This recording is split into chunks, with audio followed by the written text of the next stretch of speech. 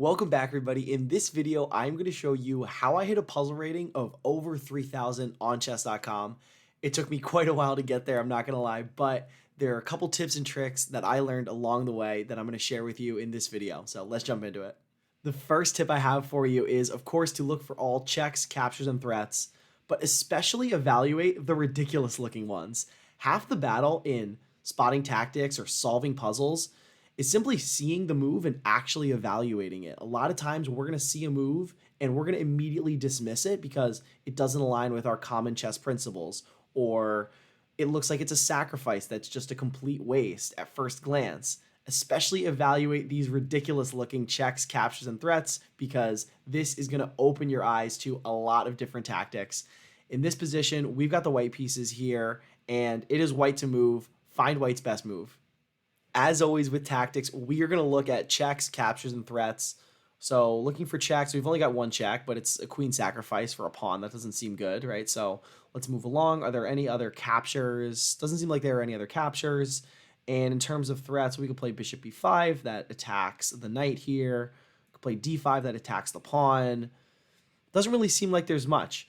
But as I mentioned with this first tip, focus on those ridiculous looking moves, right? So this move of queen takes e6 check, sacking the queen for a pawn, seems like an awful idea at first glance, but if you actually evaluate it, you'll notice that the king is completely trapped here. The bishop covers these squares, so the pawn has to recapture, and now we have the beautiful finisher. We have a double bishop checkmate. We've got bishop g6 checkmate. This is a fantastic example, partially just because the checkmate is so freaking cool. I mean, look at that double bishop checkmate. That's incredible.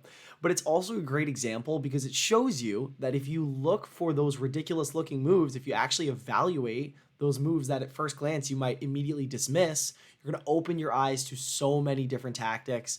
Ask yourself honestly, if you had this position in a game and I didn't tell you that there was a tactic, would you spot queen takes e6 check, or would you just play something normal like knight f3?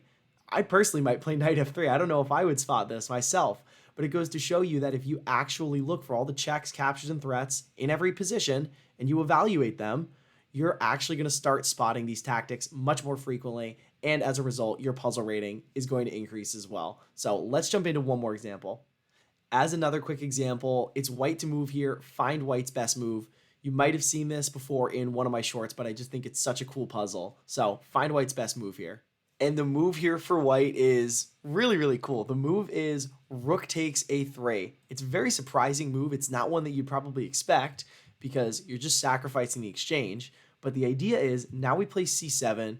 If the rook comes to c3 to try to stop us from promoting, we have this beautiful move, knight c5. We cut off the connection between the rook and the pawn. We're going to be able to promote on the next move. And instead, if the rook goes to a8, now we play knight d6. We're ready to push this pawn up on the next move, and black is going to have to sacrifice the rook. We'll be up a full knight, and we'll be completely winning. This is another great example that shows you how important it is to evaluate every single check, capture, and threat, especially the ones that you would immediately dismiss, those crazy-looking ones. Sacrificing the rook for a bishop here seems awful, but if you can spot this move, knight c5, then you're actually going to see the tactics. So evaluate every single one, especially the ridiculous looking ones. You're one, going to become a better player, and two, your puzzle rating is also going to increase. So your tactics are just going to be getting better. The second tip I have for you, and this one for me was really fundamental in increasing my puzzle rating, is playing Survival Puzzle Rush. I won't harp on it for too long. I've talked about it in other videos, which I'll link now. At the end of that video, I specifically go over my specific strategy on how I use Survival Puzzle Rush.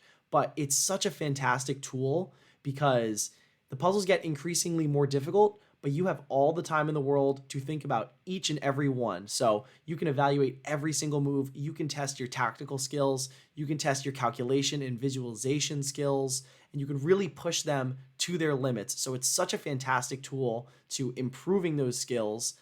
On top of that, at the end of it, you're going to have 3 specific puzzles that you got wrong. You spent all the time in the world, you evaluated every single move, and you still got them wrong. So those are 3 fantastic learning opportunities. There's something that you didn't understand about each and every one of those puzzles, and that leads us into our final tip. The third and final tip that helped me reach a puzzle rating of over 3,000 was studying every puzzle that I got wrong. If you're doing a bunch of puzzles, don't just rush through them, get them right or wrong, and just keep moving. Instead, actually look at the ones you got wrong and figure out why you got them wrong. I did a lot of survival puzzle rush, so each of those three that I got wrong, I would look at and analyze to see what I missed. Did I just simply overlook a move that I should have evaluated? Or was maybe there an idea that I've just never seen before? Maybe there's this kind of tactical combination that I've just never seen before. And that leads us into this example position. Here, it's white to move, find white's best move here.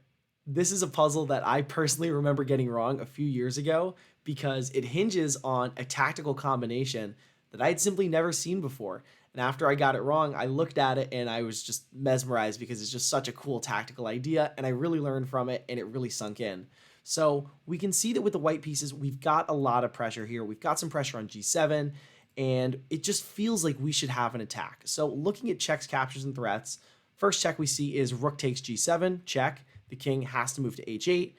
And now it seems that wherever we move this rook, we're going to have a discovered check with the bishop, but black is just going to be able to capture that bishop. So if we play, for example, rook G4, black is going to capture our bishop. That's delivering check. And now we're just down too much material. So, all right, so let's look at other candidate moves. We could also play something like queen G4. We're setting up a checkmate battery with the queen. But here, black is just going to capture on D4. So they'll take our bishop, and they're also defending this G7 pawn in extra time.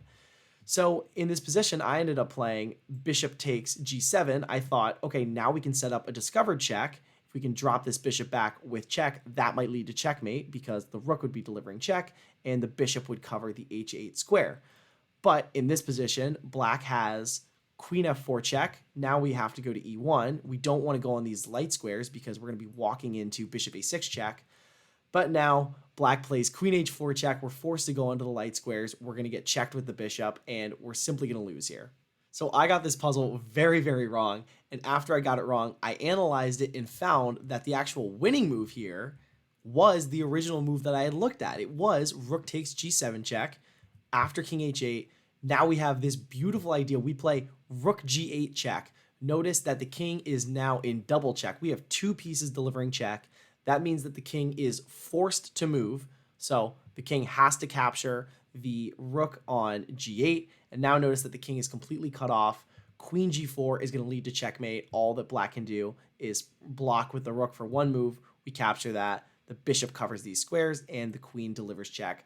This is checkmate. So this is such a cool tactical idea, and it's a combination that I had never seen before. And it really sunk in specifically because I studied these puzzles that I got wrong. I really did a deep dive and tried to figure out why I got the puzzle wrong. And I figured out that the reason I got this one wrong was that I had never seen this tactical combination before. So if you want to get better at puzzles, if you want to become a better player tactically, start to look for every check, capture, and threat, and evaluate even the ones that look ridiculous that you would immediately dismiss.